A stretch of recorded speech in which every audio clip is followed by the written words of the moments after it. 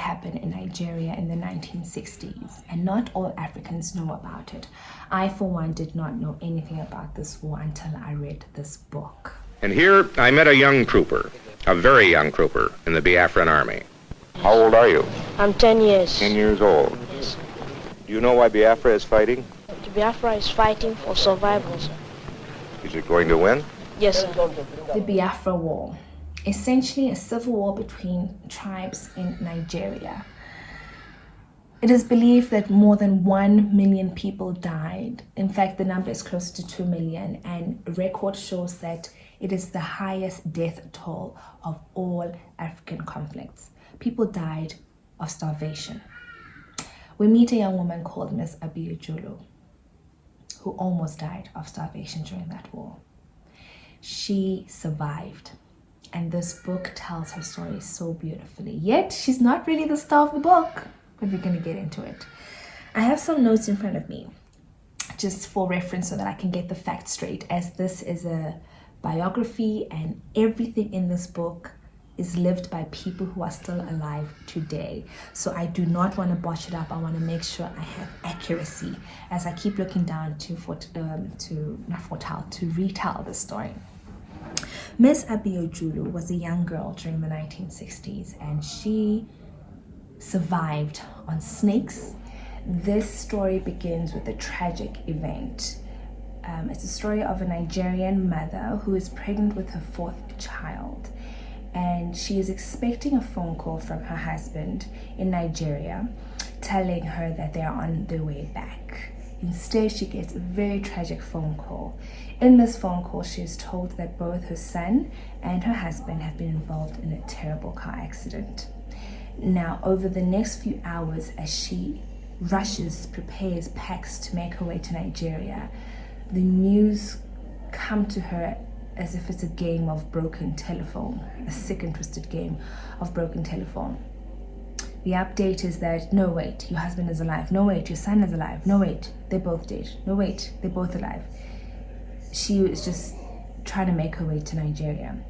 When she arrives to Nigeria, she is told that because there was a van or a truck per se that had loaded the deceased, and she was told that when they were unloading the corpses, right at the bottom, buried amongst the dead, was her son Chiwetel, alive. And she's both relieved and saddened that, number one, her husband has passed on, number two, that her son is alive. Now, this mixed emotions are taking a toll on a pregnant woman, but she has to just carry on. Fast forward to the funeral plans, the Nigerian funeral rites, they carry on, they resume. Everything is literally a daze for her, but it all happens as the days go on. Fast forward again, they make their way back to England. When they get back to England, Zane makes it a point to give us a glimpse into the recovering son. His name is Chiwetel. Now, Chiwetel would always be known as the boy that had last seen his father. After all, he was the last one to see his father alive. He would always be, they would not necessarily tiptoe, metaphorically tiptoe around him, because he was the one who had obviously been involved in the car accident, but knowing that he was the last contact to their father also gave them solace. Now, Chiwetel was on a trip with his father to Nigeria. This trip was a sort of father and son trip where the father would show his son around Nigeria, the schools he went to, where he grew up, monuments, museums. It was a bonding session, and this tragic event just broke them. But there's something that Chiwetel always held on to. He found himself literally and figuratively, and found his feet literally and figuratively in the arts and in performing and in acting. And when he was honing his skills and practicing and even enrolling in school performances, this is where even the mother found a resonance from Chiwetel to her husband. And Ms. Zane writes it so beautifully in the book. I have notes right here in front of me, and I want to read it verbatim as it is written. So before I read the anecdote, what happens is Chiwetel performs so well at a school play, and every night the mom goes to pick him up right after the school play. And one of the evenings, the teacher who usually is the organizer or one who's involved in the school play, asks Chiwetel's mom, could you please come and watch your son one day perform? And she not dismisses it, but she's not really that interested. But the teacher presses on, please come and see him. You need to see what I'm talking about. He's really talented. And so the mom reluctantly agrees to attend one of the performances. She does. She comes to one of them.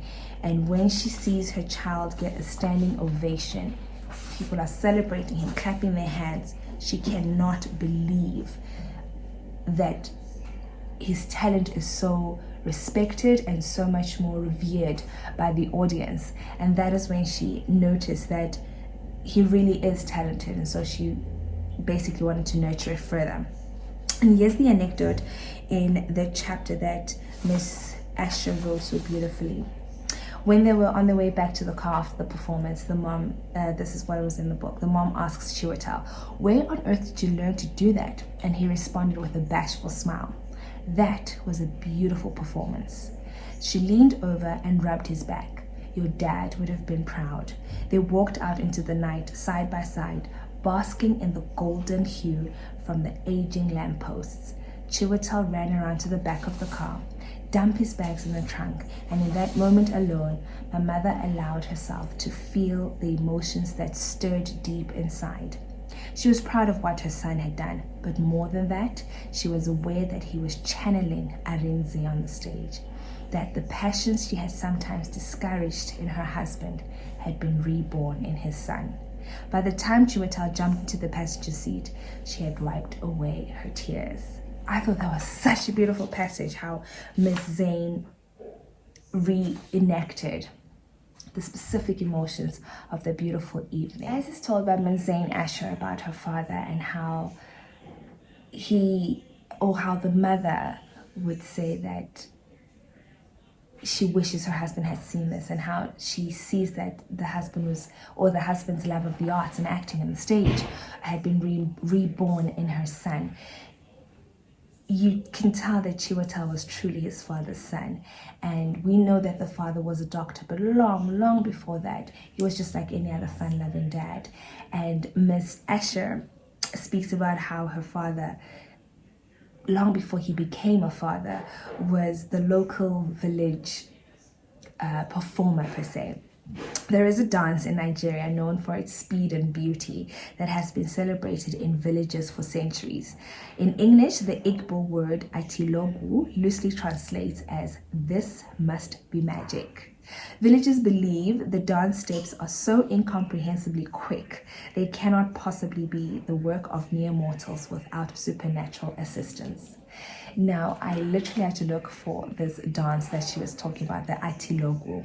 And when I saw some clips on YouTube about it, I thought to myself, Miss Asher, what are you talking about? I do not see the fast-moving feet. Take a look for yourself.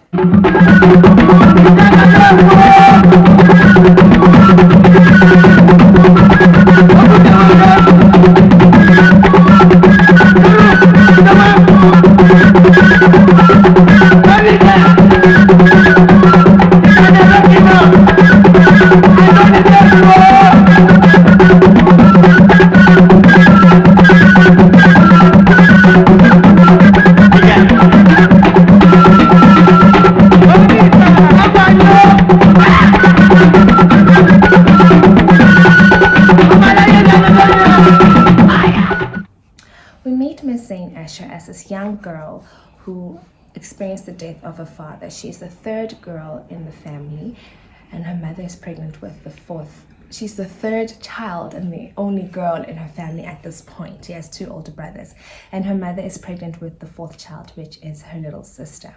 Now, after the tragic events of Nigeria and the funeral, they come back to England to rebuild their lives. this, I feel, is where Miss Zane Asher's life begins, right after the death of her father, of course. And I love the way she gave us a front row seat into her upbringing. I absolutely appreciated her style of writing there. It felt as if I was having tea and a beautiful slice of cake with a friend. But here we are. Miss Zane's mom, I will just skip over the details. A few months after the passing of her beloved husband and the father of her children, she gives birth to her fourth child, a daughter. And I absolutely love the name that the mom decided to give her daughter. It has such a beautiful meaning. All of that is in the book. Like I said, I'm skipping over the minor details because I really want to focus so much on Zane's story. She now is growing up with a mother who's not necessarily not present. Oh, please, no, you cannot even with Miss Abiojulu. Miss Abiojulu was very present. But with this specific moment in time, she was concentrating on raising her little girl, the baby. And that, of course, somehow not made her neglect Zane, but overlooked her a little bit. The mom was still carrying on with the family book club that she had created to bring the family closer together so that they can focus, and it was a means for them to also bond over something and keep them out of trouble. I mean, I've covered this right in the beginning. She started implementing a lot of structure, a lot of discipline.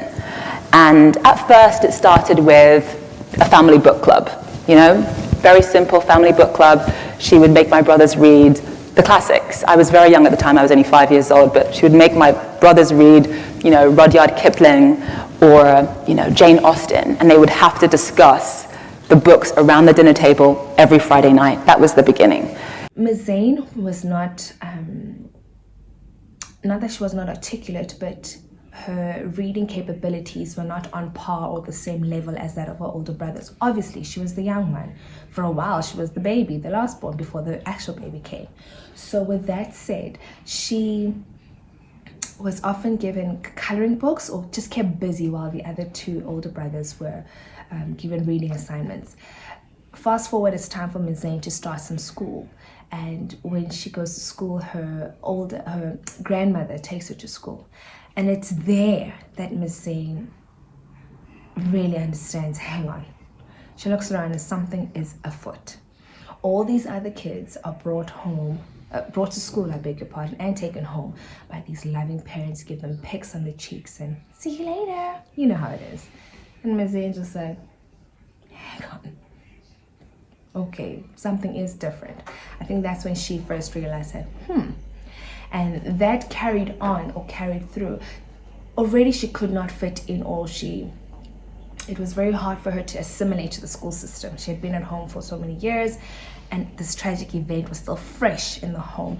Now she's starting school. There's a lot happening for her.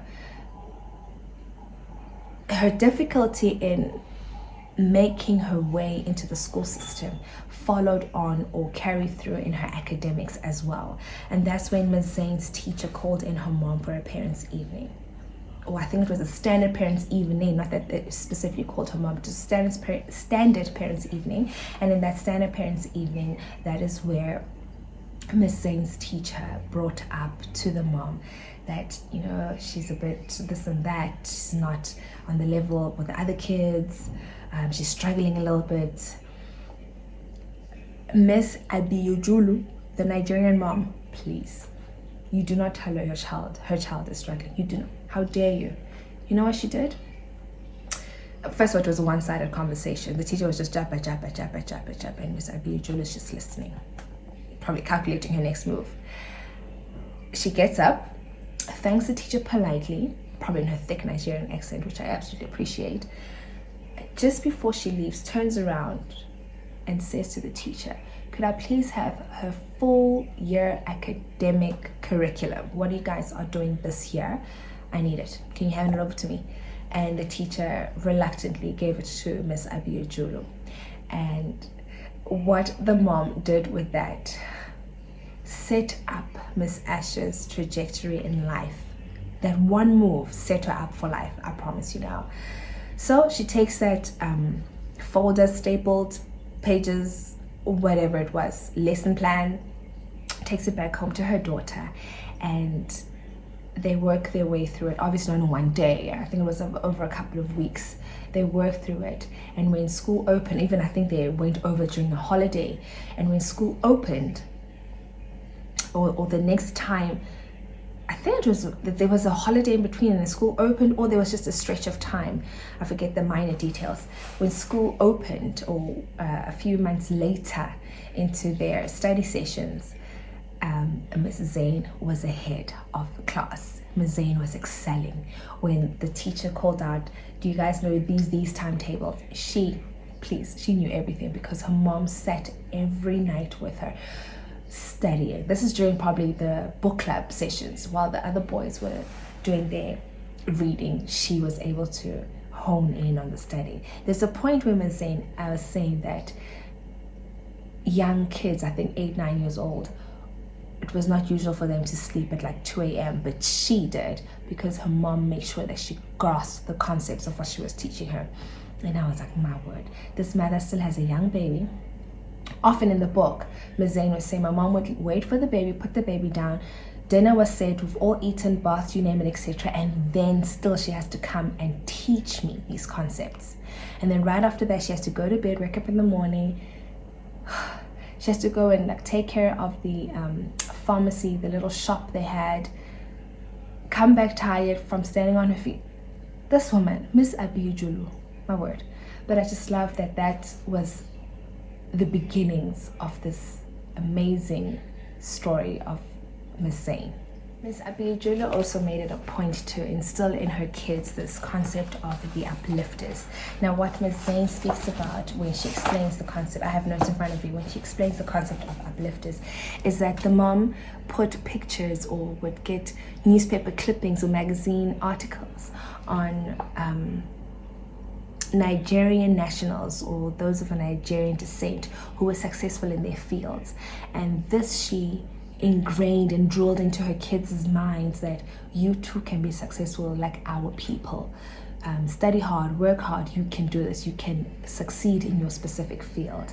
And I think that was such a simple yet such an effective method to help your child to become so great in what they do, because others before them who are like them have done exactly. Now you may wonder, how did Miss Asher, Zane Asher, I know I'm going to keep saying Miss Zane or Miss Asher, same person, calm down.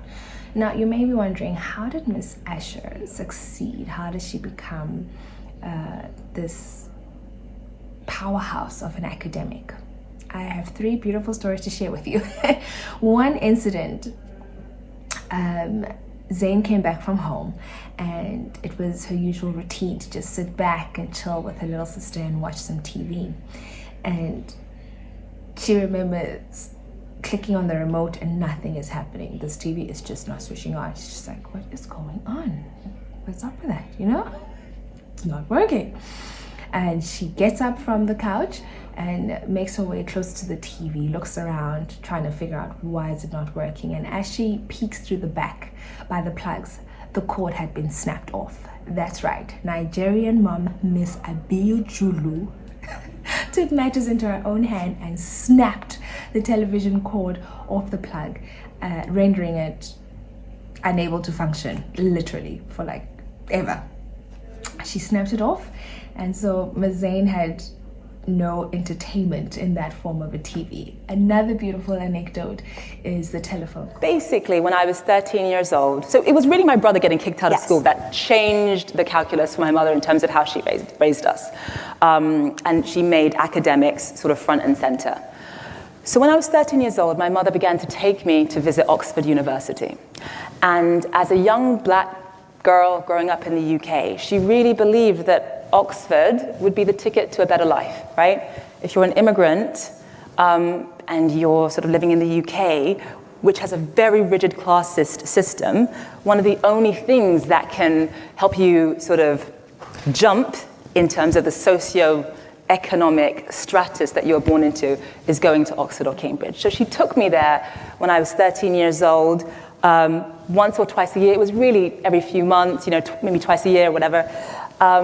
Just so that I could as a young black girl, one day envision myself going there. You know, she just wanted to plant the seed. And when I got older, though, unfortunately, my grades were sort of A, Bs, you know, they weren't perfect. And my teachers told her, there's no way your daughter's going to Oxford University. Ms. Zane is growing up. She wants to talk to her friends over the phone. They want to have a chit-chat about this, that, and the next, about school, about social life, you name it. We were all teenagers once, or pre-teen. I think this is when she was a pre-teen. We were all in that phase, and we all had phone calls with friends. The house phone call. This is before cell phones, you know, this is before and social medias. So she often did that again. It was routine for her to have a fat chat with friends. Then again, another day. These were all happening in succession. She got rid of every distraction, and so eventually when she wouldn't let me watch television, I switched to the phone. So I began to use the phone and call boys and call neighbors and call cousins, because that was the only sort of reprieve I had from studying. And then she said to me, you know what, I have a creative solution for that too. And one day she came home with, you could get these in England in the 1990s, and I don't know whether they're still available, but in England you could get these very small residential payphones. They're these tiny, in America, when you think about a payphone, you think of these massive sort of payphones on the street or at the airport. In England, you can get a residential payphone this size, and not expensive, but basically you put in coins. So she brought one of these home, and she said, you know what? You can use the phone as much as you want, you just have to pay for it yourself. Her mom removed, I think it was those phone call or those telephones, the house telephone, that had the long cord that could lead up to the next room. The mom removed it from its usual station and locked it up in her room, so it was still functional. But get this, she came home one day with a portable phone. I know, it also took me a while to understand the concept of a portable phone, but the phone basically was one where you need to insert coins for it to work. So Ms. Zane had to literally have money on her for her to make phone calls to her friends. And I think there was a minute limit to the amount of money. So maybe let's say 20 cents would only afford you 1 minute. So she could not really speak for hours and hours. Not that she spoke for hours, but she could not speak for long lengths of time because she only had so much on her. And in emergency, she could make a collect call or a call charged to the other person. These are in emergency circumstances. She could charge the call to her mom at the pharmacy. So again, that also was eliminated from her. I love how this Nigerian mom was like, you know what? I'm going to take away all the distractions. And I feel the ultimate removal of distractions was actually taking the mirror away from her. This is a young girl growing up. We all loved mirrors. We all loved adorning ourselves with our mother's makeup, lipstick, eyeshadow, you name it. We did not even know how to put this properly on our faces, but we were playing around with it. The mom took away the mirror. And there's a quote in the book, I do not know the specific wording of it, but the essence was basically, don't worry about your looks, don't look at yourself, there are other things to be worrying about than the way you look. Like, go. So you can see the elimination of all these distractions. She had no choice but to study. Of course she's going to excel. What else is there to do? Your studies entertain you, and she literally started loving study because that was her form of entertainment. She enjoyed it. She had no choice. Now the penultimate, the apex, the crux of the removal of distractions was when Ms. Zane's mom, Miss Abiojulu, decided to take her to Nigeria. This is absolutely hilarious. Remember, you cannot forget the details. In England, she was accustomed to working water pipes, electricity, many first world amenities. Here she is in Nigeria where she had to literally go fetch water, walk. This water you had to balance it on your head with one bucket, the other bucket you hold in one hand, the other one in the other hand, and walk again like long distances back to where your grandmother was. Electricity would leave on a whim. There's no schedule. There's no, okay, it's about to leave, let's get this. No, it would be like, well then, that's that. Many rural life experiences. And at first she could not stand this. She was like, oh my word, why? Just why me? Woe is me, why? And the book recounts where she called her mom, saying, please, I don't like it here. I think she was crying or teary-eyed, one of the two. I don't like it here, please get me out of here. I want to come back home. The mom probably, as a mom, felt, like, oh, shame, boo-hoo. But deep down knew that me taking you back home, it will just toughen you up a bit. So that's exactly what happened with Miss Asher. She was toughened up, and that assisted her entirely in her life. This is a method many Nigerian parents practice a lot of times, where they take their children back to their roots for many reasons, but to teach them that, you know what, if you can make it here, you can literally make it anywhere. And I suppose that was Ms. Abiojulu's method, and I found it was hilarious, it was light, it was a pleasurable read. There were snippets where Ms. Asher was experiencing not necessarily bullying, but she defended herself with a fellow schoolmate. There were experiences where she was excelling academically and was not made a prefect, I think, or the head of the class, or the class captain. Don't know the specific terminology she used, but she enjoyed it. And just when she was really, really, really loving it, her mom's like, hey, it's time to come back home. And she was torn, like, I love it here, but I do want to go home. That dynamic made it such a good read. Zane goes back to England. She enrolls back into school, gets straight back into the system.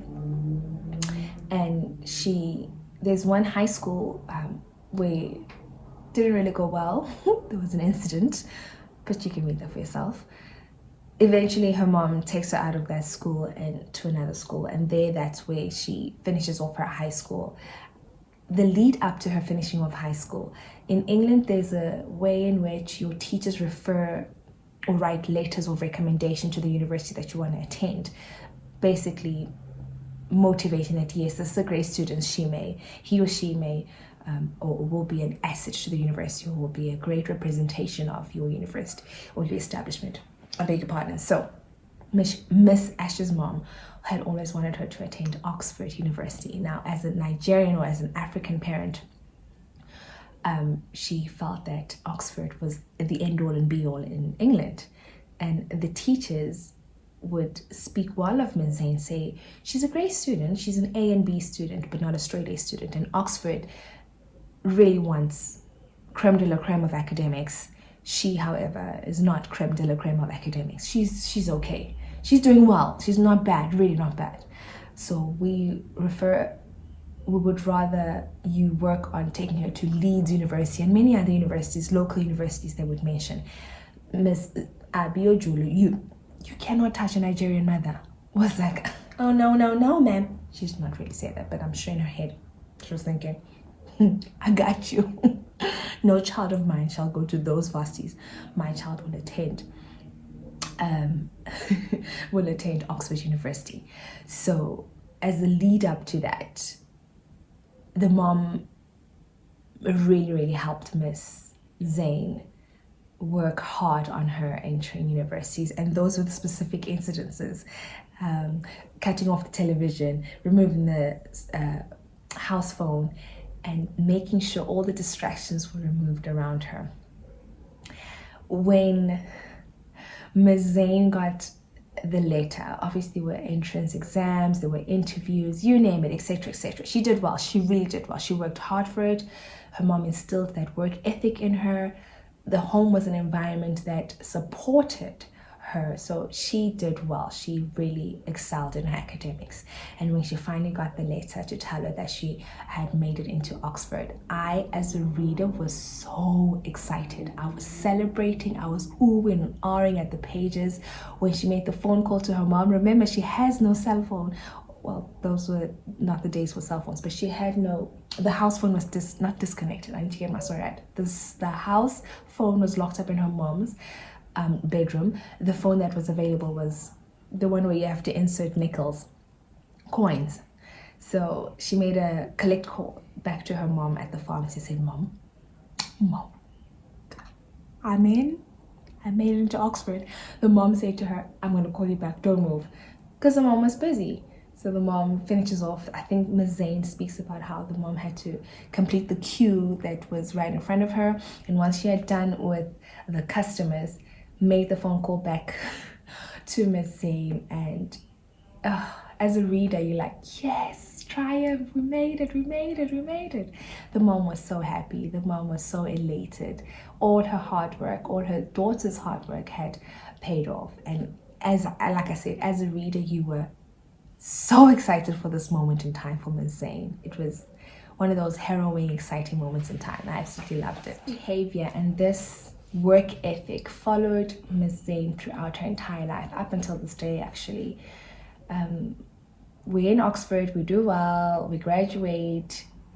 She goes all the way to, if I say again in this video, my goodness, she goes all the way to Cambridge University. And there she has a good friend of hers who is a journalist and has already got a gig in one of the local television news networks. Ms. Zane wants the same thing for herself. And so asked the friend, hey, could you help me out? Could you help me practice in front of the camera? And they did that. This was a good friend of hers, so it was fun for her friend after working hours to use the studio as a means for her to practice and just warm up to the camera sitting in front of her.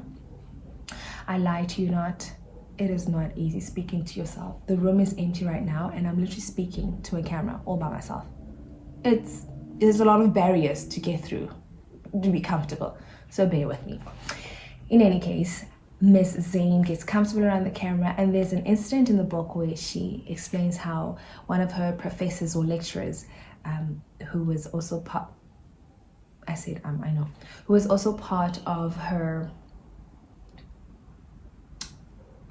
degree or her course in journalism, and she had asked him, could you please assist me in practicing in front of a camera, or just her mannerisms or her gestures, her ability to on a whim ask a very good question as a follow-up question from what the feedback she was being given from the interviewer. All those things she was learning. But the professor or lecturer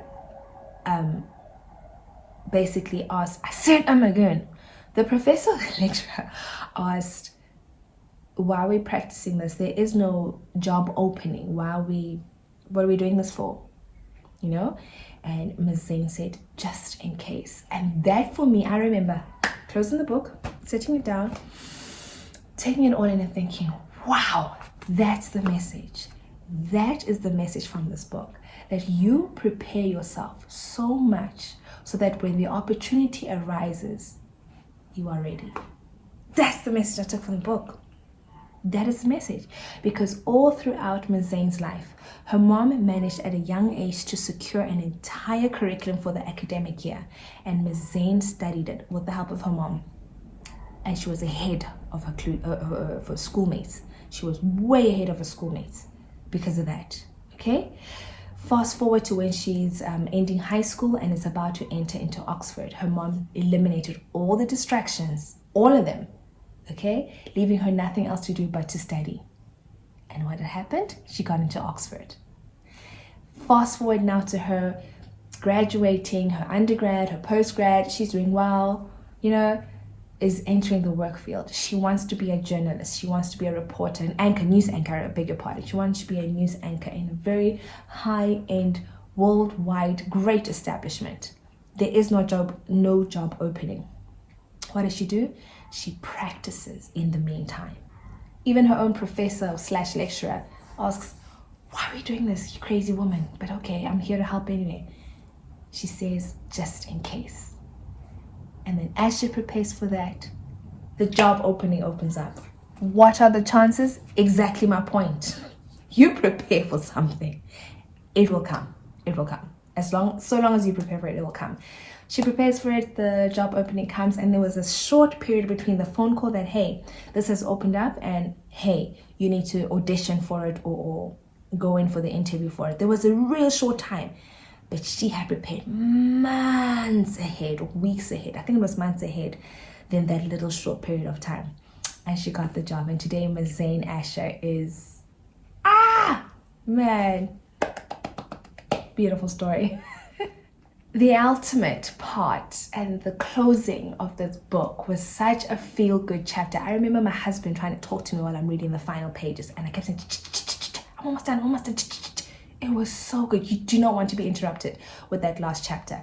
The last chapter speaks about how her brother, Miss Asher's brother, Miss Abiujulu's son, Chiwetel, was being honored at an arts or let me just find my thought pattern. It was an arts, basically the if you had contributed to the arts in the country, the arts and theater and creativity, I am botching this up, but it's around that, where at the palace, yes, that's right, Miss Abiujulu was invited to the palace on an invitation by the queen herself. I know. She was invited there, and it was such a culmination of everything. This is a woman who had just, Miss Abiujulu, had experienced the Biafra War. Fast forward, moves to England, loses her husband, goes to Nigeria, attends the funeral, comes back to England, tries to raise these children in an environment that is so hard for them to assimilate and integrate into. They are Nigerians with thick Nigerian accents. Well, Miss Asher was born in England, so she's of British nationality, but Nigerian descent. But this is Miss Abiujulu, who found it so hard for her to fit in, yet she managed to secure an invitation by the queen herself in honor of her son. As a reader, you cannot help but not necessarily shed tears. I'm not that kind of reader, no. But your eyes are a bit, they sting. Your eyes sting, and you're holding back the emotion, and you're oohing and ahhing, and you're just enjoying it. So at this point, the invitation comes. They're going to honor her son. She goes to, it's so beautiful. A black car pulls up, picks them up. They all go. As I'm reading this, I expected Miss Abiujulu to, go in some colonial outfit. I'm sorry, I could not resist saying colonial. But I expected her to go into the award ceremony in some normal clothes. Oh, no. Nigerian mother over here goes into her son's award ceremony wearing her traditional Nigerian garb. Okay, it is said that she wore the biggest head wrap situation, and she was seated not right at the front but close to the front. Where she was seated, it was very hard for those behind her to see what is happening in front. And I'm reading this and thinking, yes, ma'am, do your Nigerian thing. Yes, I really celebrated that part. And as Prince Charles, I know, right, was handing over the medal to her son, everybody was clapping hands, British tradition. But it was a warm ceremony and warm moment of congratulations.